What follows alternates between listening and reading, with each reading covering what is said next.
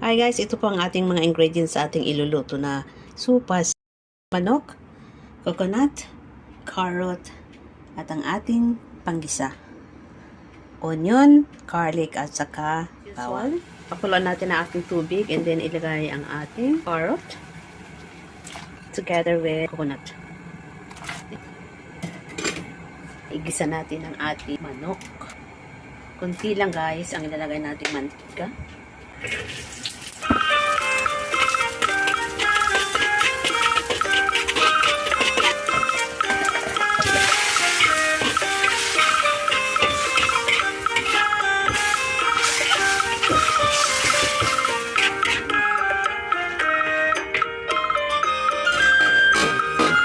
Pakuluan ng 1 at 1/2 oras.